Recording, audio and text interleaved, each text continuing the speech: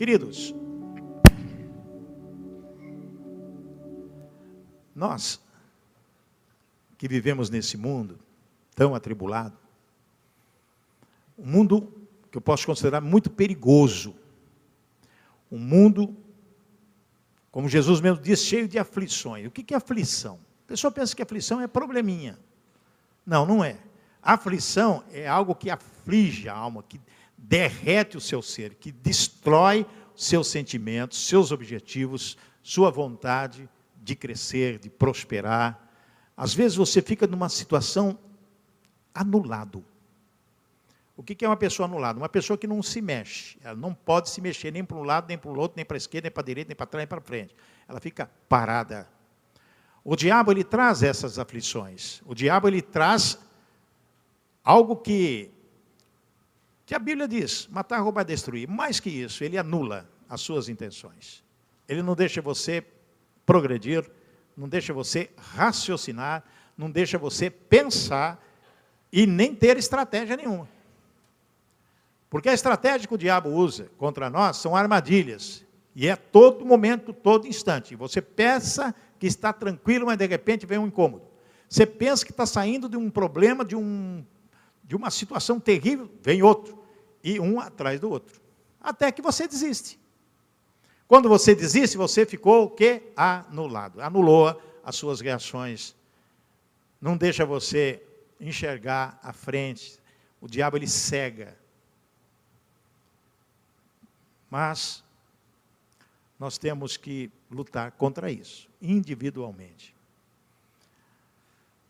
A luta é através de algo que é muito importante saber na noite de hoje. É o perdão. As aflições vêm em decorrência do pecado. Quando nós saímos do foco de Deus, fazemos o que não devemos fazer, e nós somos pecadores, cheios de pecados, e às vezes não temos condição nem de pedir perdão para Deus nos nossos pecados, e às vezes a gente não tem condição de saber se estamos pecando ou não, se pecamos ou não, porque as coisas do mundo hoje, os prazeres do mundo, as situações que estão no mundo hoje, parece coisa natural, mas é pecado. Tem tanta coisa que está acontecendo que nós participamos que é pecado. E esse pecado vai sendo acumulado.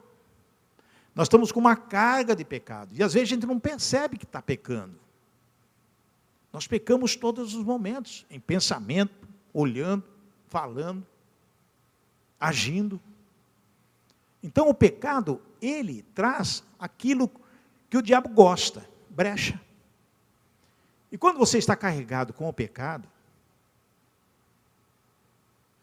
você não age, você não faz nada, você fica parado, anulado. Então, nós temos que fazer o quê? Combater isso. Primeiro, temos que identificar e fazer uma autoanálise, diariamente, sobre, principalmente à noite, o que eu fiz de errado o dia inteiro. Quais foram os meus pecados o dia inteiro? Se você buscar na memória, você não vai encontrar, porque tudo que você pensar, o mundo faz, então você pensa que é natural, mas para Deus não é. Então tem que orar e dizer, Senhor, revele para mim o que eu pequei, para que eu possa confessar diante do Senhor os meus pecados. E você confessa. Quando você confessa a Deus, você e Deus, no tempo a sós com Deus, você vai sentir um alívio no coração, porque é o momento que Deus fala ao teu coração, teus pecados estão perdoados. Tem exemplo na palavra do Senhor. O exemplo é tão forte, tão importante, que nós temos que analisar dia a dia, todos os momentos. Cada passo que nós damos no dia a dia. Será que eu pequei? Será que eu pequei há um minuto atrás? Ou o que eu vou fazer, será que é pecado?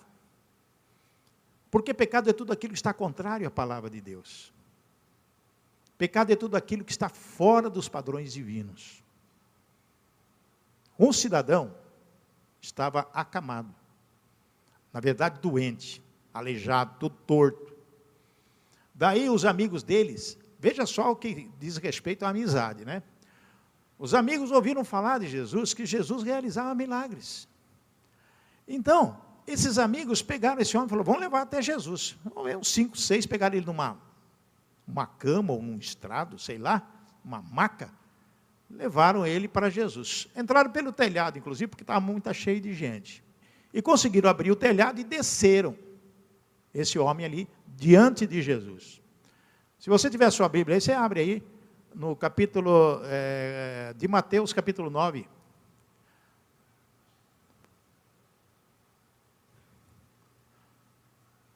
Mateus capítulo 9, versículo 1 e 2. Entrando Jesus num barco, atravessou o mar e foi para a sua cidade. Isso aí, depois ele foi para a cidade lá de Cafarnaum. O 2 diz assim, alguns homens trouxeram-lhe um paralítico deitado em sua maca.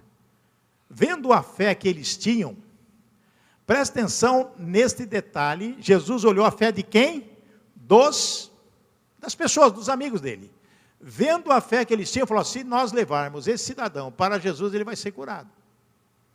Certo? Então Jesus, vendo a fé que eles tinham, Jesus disse ao paralítico, tenha bom ânimo, filho, os seus pecados estão perdoados.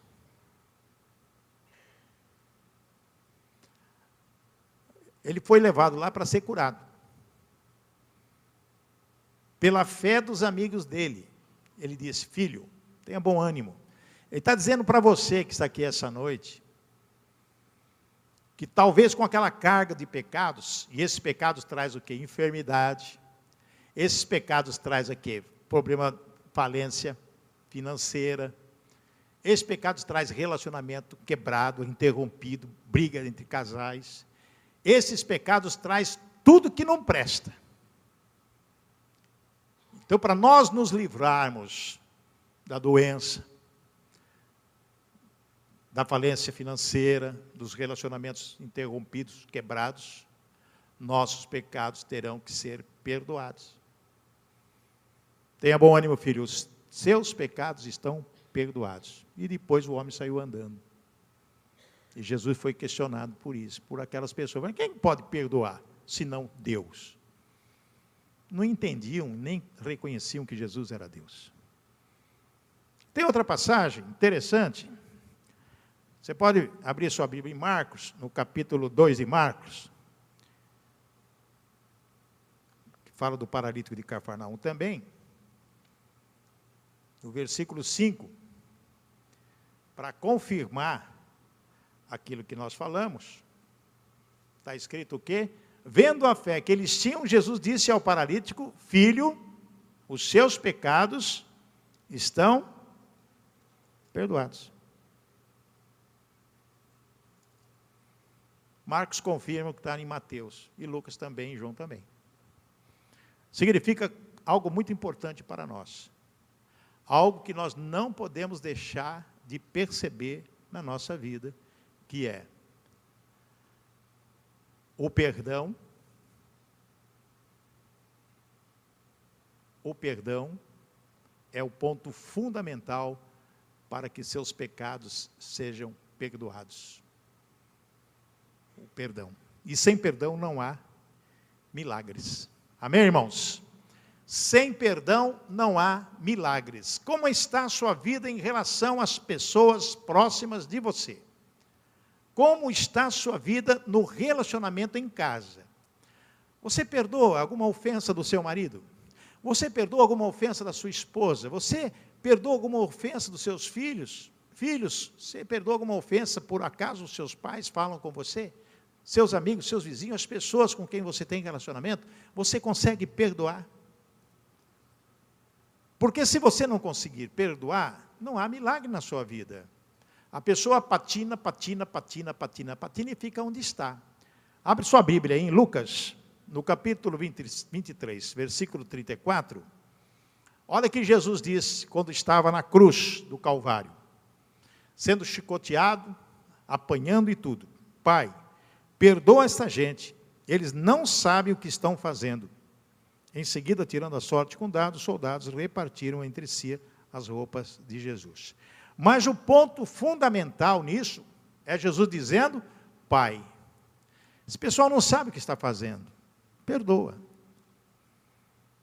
Amados, veja bem, Jesus passou 3 anos ensinando, fazendo milagres, ajudando as pessoas. Foi crucificado, foi pendurado no madeiro. Mas lá na cruz ele disse: Pai, uma oração, perdoa essa gente. Eles não sabem o que fazem. Ignorância do povo.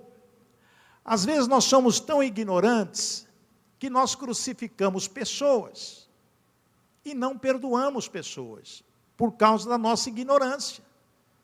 Porque nós não pensamos naquele benefício que Deus pode nos trazer perdoando. Todo mundo conhece e sabe que a ingratidão anula a possibilidade de um grande milagre. Presta atenção, amados. A ingratidão anula a possibilidade de um grande milagre. Ser ingrato. Ser ingrato com Deus. As pessoas hoje não vêm na igreja, não ora, não participa de absolutamente nada em relação às coisas de Deus. E quer ser abençoado por Deus. Quer ter uma boa vida em família, quer ter harmonia em casa, quer ter prosperidade, quer ter saúde, quer ser tranquilo, mas não quer nenhum compromisso com Deus. Nenhum compromisso. Como se Deus fosse empregado, como se Deus existisse somente para te dar tudo que você tem. Mas não tem o que dar nada para Deus. Engano? Engano. Se pensamos assim, estamos enganados.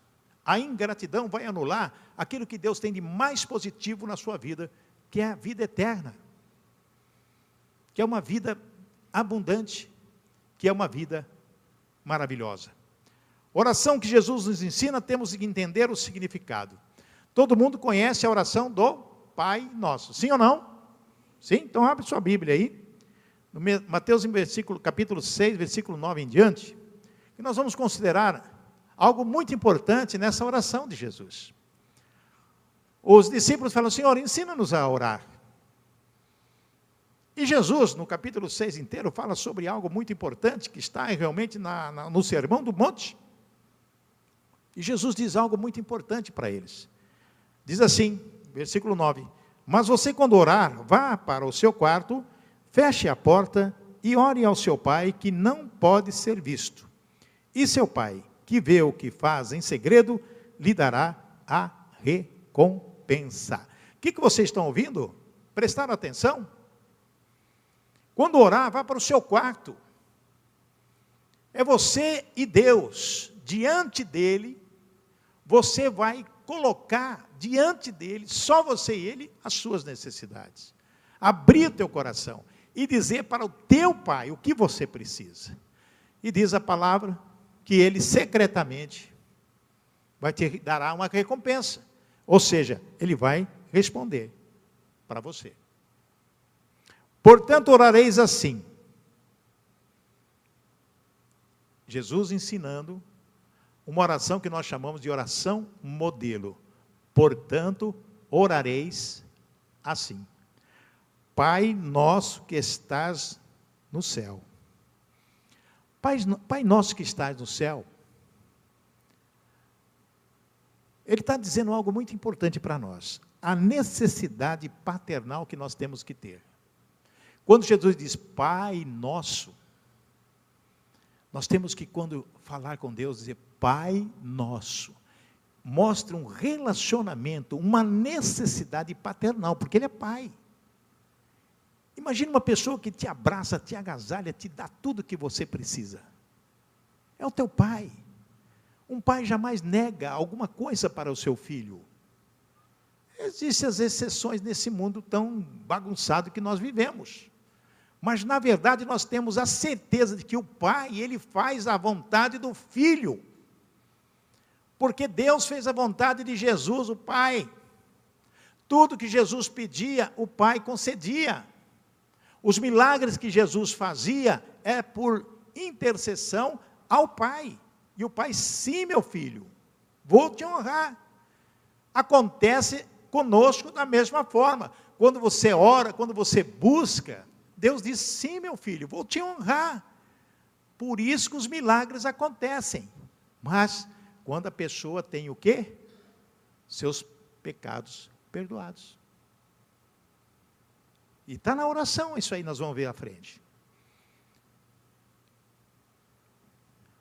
Segundo ponto, a presença de Deus. Santificado seja o teu nome. Santificado seja o nome de Deus.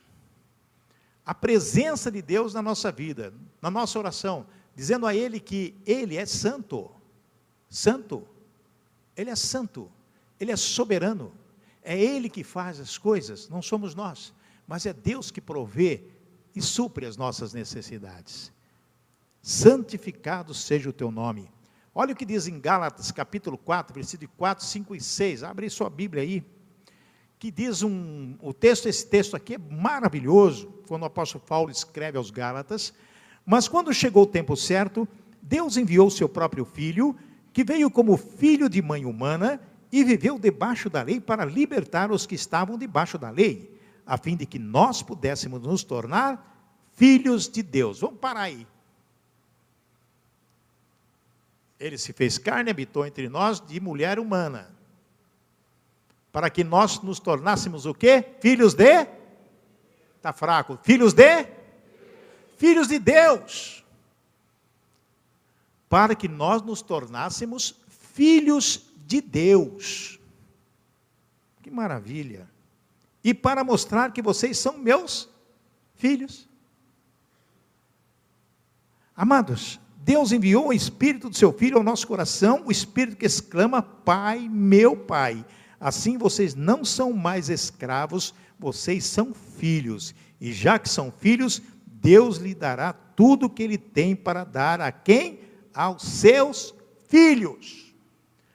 Amados, que alegria poder saber disso. Eu não posso me ausentar um segundo de Deus, porque Ele é meu Pai. Ele me protege, Ele supre as minhas necessidades. Se eu sou filho, Pai, a minha necessidade é essa, perdoa os meus pecados, Senhor. Tem pecado que eu faço, pecado que são involuntários, pecados que eu fiz, que eu nem sei se eu fiz. Por isso que você tem que estar com o coração contrito diante de Deus, para quê? Para que Deus possa, como Pai, ofertar a você como filho. Não é escravo não, filho. Amém, irmãos? Terceiro ponto, prioridades de Deus. Deus tem as suas prioridades. Versículo 10 diz assim, venha o teu reino, que sua vontade seja feita aqui na terra, como é feita no céu. Venha o teu reino. Quando Jesus diz isso, nessa oração ensinando os seus discípulos, diz, venha o teu reino. Governo de Deus aqui na terra. Estabelecido aqui na terra. Para que nós possamos ter o melhor de Deus na nossa vida. Nós não podemos ficar distante um segundo do Pai, porque somos filhos, porque nós estamos pedindo o estabelecimento do reino dele aqui na terra, como diz Romanos 14, 17, pois o reino de Deus não é uma questão de comida ou de bebida, mas de viver corretamente em paz e com alegria que o Espírito Santo dá. Amém, irmãos? Vocês estão entendendo o que eu estou dizendo? Essa provisão, essa presença de Deus na nossa vida, é Ele que está em qualquer lugar, onde você estiver, com o pensamento nele, na sua casa, no seu trabalho, andando, dirigindo, passeando, parado, cantando, dormindo. Todo instante, você tem que estar em sintonia com o Pai, porque Ele é o Pai que vai te socorrer no momento mais difícil da sua vida, conforme já falamos no início da mensagem, que tem momentos que a gente pensa que vai dar tudo certo, sai um problema, você sai de um problema, entra em outro problema, e vai um problema daqui, um outro problema dali, um problema daqui, um problema dali, e você às vezes fica anulado mesmo, porque o diabo quer isso, mas você como filho, você pede socorro a quem? Ao teu Pai. Ponto 4, importante é a provisão de Deus, como está em Mateus 6,11, dá-nos hoje o alimento que precisamos, dá-nos hoje, Senhor, o pão nosso, de cada dia. Amados, sabe qual é o pão nosso de cada dia? Você recebe salário? Quem recebe salário aqui mensal? Muito bem.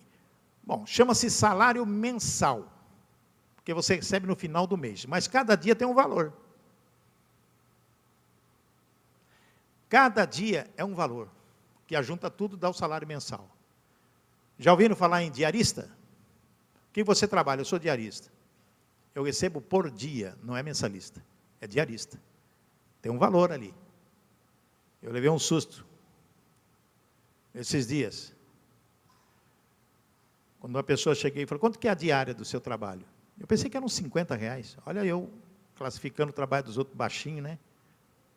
Não tenho noção disso. Ele falou, é R$120. Tudo isso? Ué. Você quer que eu trabalhe o dia inteiro? É 120. E se você deixar de trabalhar? Aí paga metade. Cada um coloca o preço que quiser no seu trabalho, não é verdade? Se você é um mecânico, você faz uma análise lá do carro que vai consertar, você vai dar o preço da mão de obra. Oh, mas é muito caro, vou dar um desconto. Mas é você que sabe quanto vale o teu trabalho. Quanto vale a tua diária pelo trabalho que você faz? Porque o trabalho que você desenvolve, só você sabe quanto custou para você aprender onde está o parafuso, onde está o fiozinho que escapou. Falou, você consertou meu carro, só grudou um fiozinho lá e está me cobrando R$200? Falei, mas eu estudei muito para saber onde está o fiozinho. Cada um dá o preço que acha que merece. Tem uns que exploram, é verdade, que vai e enfia a faca. Mas você sabe negociar e sabe como que é. Pão nosso de cada dia. Você pede para quem? Para Deus. Não é patrão, não. É Deus que vai abrir as portas dos caminhos para você trilhar esses caminhos da prosperidade. É Deus que vai dar a você o melhor emprego, o melhor cargo, o melhor salário. É Deus que vai te dar. Quando você busca. Por isso que Jesus disse, Pai nosso.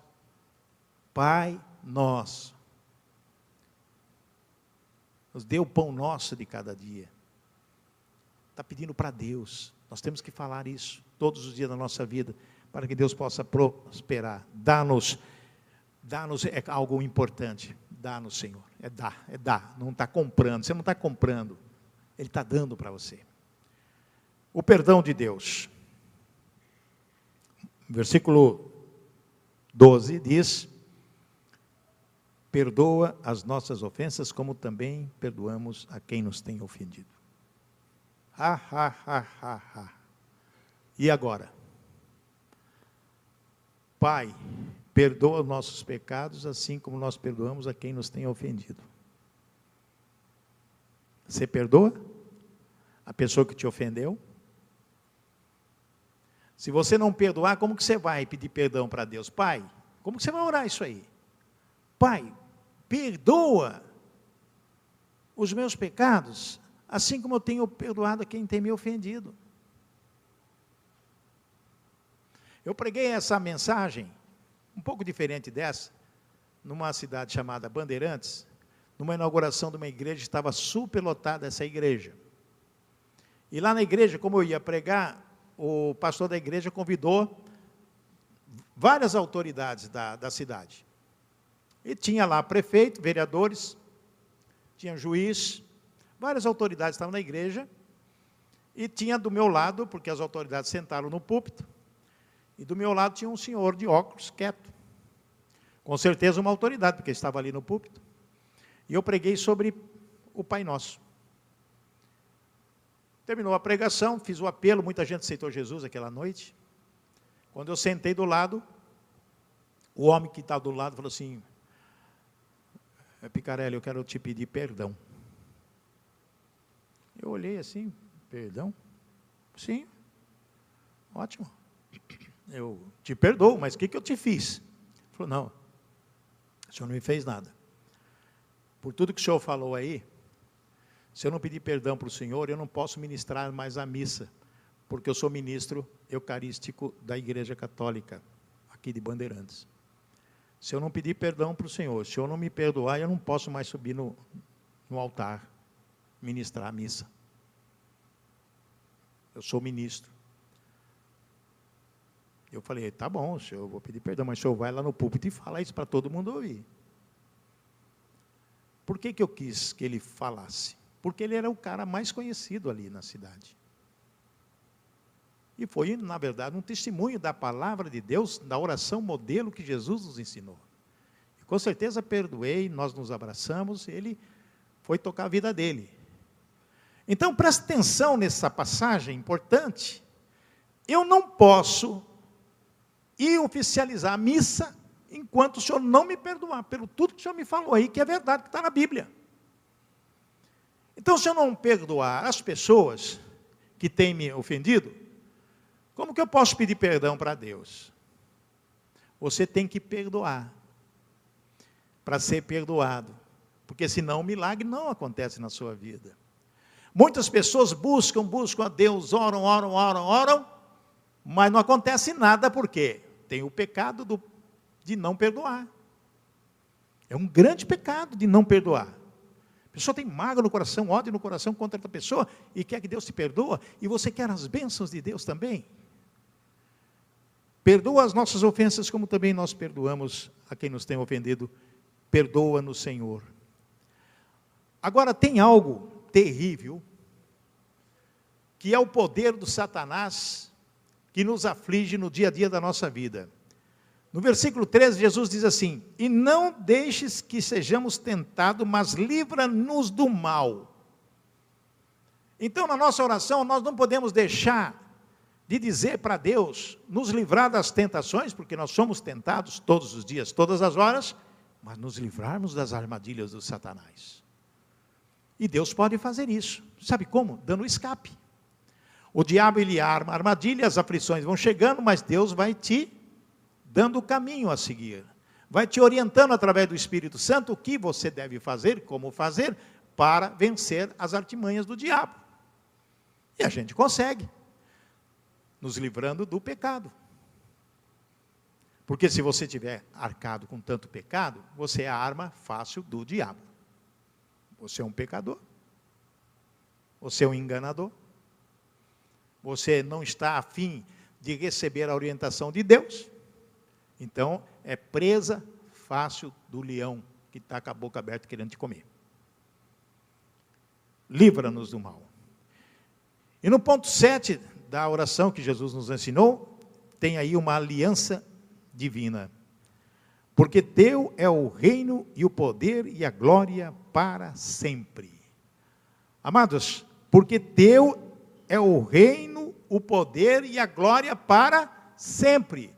É declarar essa aliança que nós temos com Deus. Em Timóteo 4, 2 Timóteo 4,18 diz, o Senhor me livrará de todo mal e me levará em segurança para o seu reino celestial.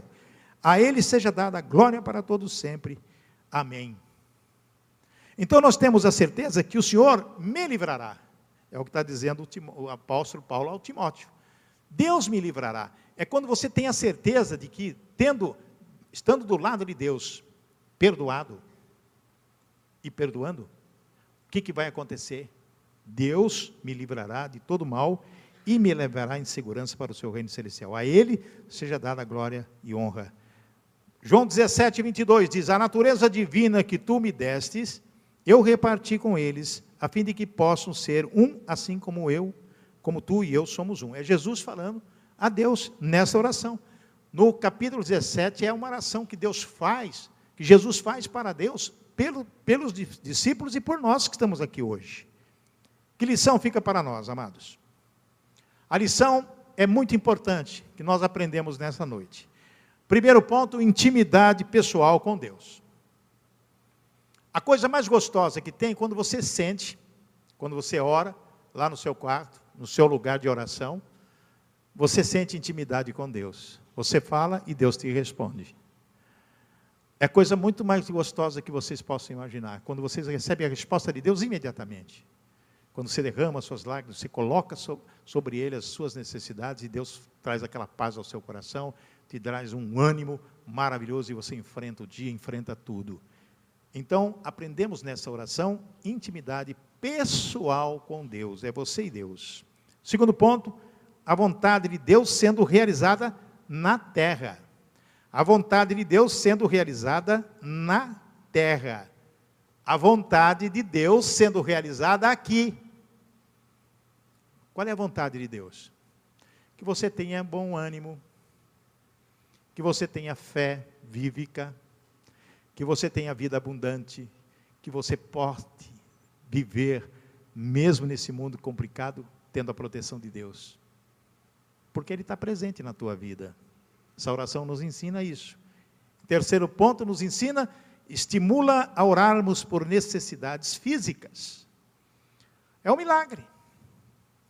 As necessidades físicas que nós temos, de resolver problemas de doença, problemas de saúde, problemas financeiros, problemas de relacionamentos, são necessidades físicas que nós precisamos ter de Deus, e Ele faz isso, estimula isso, essa oração estimula isso, a nos depender, a ficar dependente de Deus, para que Ele possa nos abençoar com aquilo que Ele quer nos abençoar, porque é a tua vontade, você tem relacionamento íntimo com Ele. E o quarto ponto, pedir o poder de Deus para suportar o perigo e não falhar na tentação. Você não pode, de maneira alguma, ter esse tipo de ação, de medo terrível, tem medo de tudo, tem medo disso, tem medo daquilo. Não, você tem que pedir o poder de Deus para suportar o perigo. O poder de Deus para suportar qualquer tipo de aflição. Você tem que pedir, porque Ele vai te dar esse poder.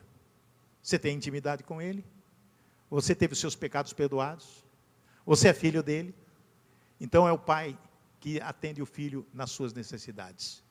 E não falhar quando você estiver sendo tentado, porque Ele vai dar o escape para você sair fora de qualquer tipo de tentação. Amém, irmãos? E 5, o nosso reconhecimento da soberania do Altíssimo. Reconhecer teu poder e glória.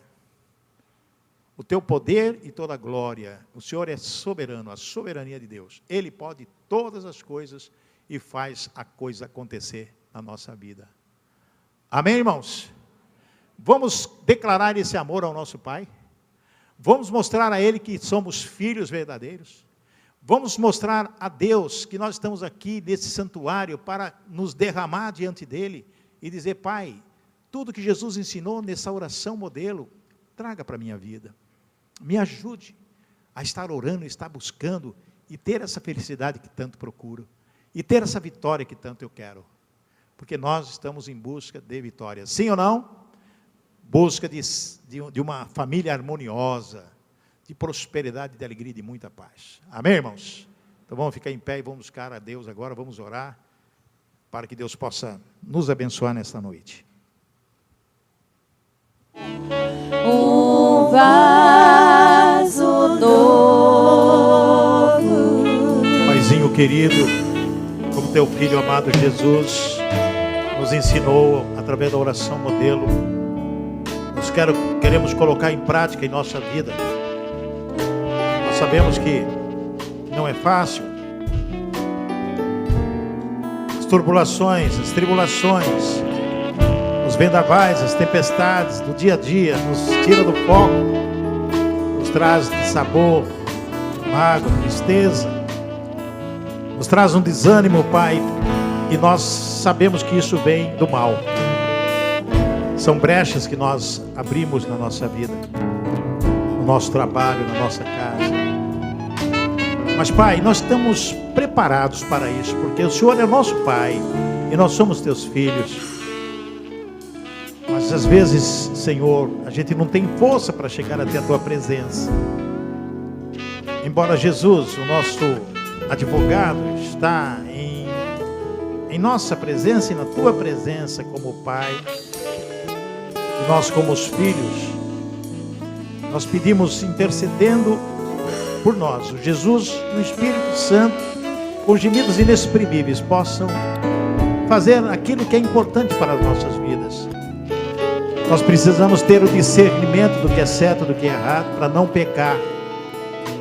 E nós queremos agora, Pai, sabendo que pecamos todos os dias, todas as horas. Perdoa agora, Pai, os nossos pecados, os involuntários, aqueles pecados escondidos, aqueles secretos pecados, e pecado que a gente nem sabe que fez. Perdoa, Senhor. Nós nos colocamos em arrependimento agora, Pai, em nome de Jesus. E arrependemos de tanta coisa que fazemos. Porque nós queremos estar livres, puros, simples, para que o milagre aconteça na nossa vida. Para que a prosperidade, a saúde, o bom relacionamento aconteça na nossa vida. Livra dos pecados, Senhor. Porque nós sabemos que nada merecemos. Se não fosse o sacrifício de Jesus na cruz do Calvário, com certeza a gente estaria destruído. Ó Pai, eu quero pedir, intercedendo pelas vidas das pessoas que estão aqui, cada um com as suas necessidades, que o Senhor possa contemplar, Pai. Que o Senhor possa realizar o grande milagre, para que a pessoa possa testemunhar e glorificar o Teu nome, porque Tu és Deus. Pedimos cura, pedimos restauração de relacionamentos, pedimos alegria, paz para as pessoas que estão entristecidas, pessoas com dificuldades financeiras. Pedimos, Pai, em nome de Jesus, abra as portas, Senhor, abra as janelas, para que elas possam resolver e cumprir com suas obrigações. Que nós possamos dever somente o amor. O Senhor disse que o Teu servo, o Teu filho, jamais vou pedir emprestado, mas vai ter para emprestar. Ó Pai, faça valer essa Tua palavra em nome de Jesus. O Senhor vai fazer os Teus filhos ponteiros, está sempre à frente, nunca na cauda. Faça valer isso, essa palavra em nossas vidas. Abençoa cada pessoa que esteve aqui essa noite. As pessoas que não conseguiram vir, Senhor. Cuide de cada uma delas, porque Tu conheces o coração de cada uma delas. Olhe para nós, Senhor, com amor, e nos perdoa, porque nós queremos viver na Sua dependência. Nós oramos em o nome de Jesus. Amém e amém. Amém, igreja? Glória a Deus. Vão dar as mãos e vão agradecer a Deus essa noite maravilhosa. Vão na paz do Senhor Jesus e voltem na quarta que vem com mais uma quarta nova e traga um visitante em nome de Jesus.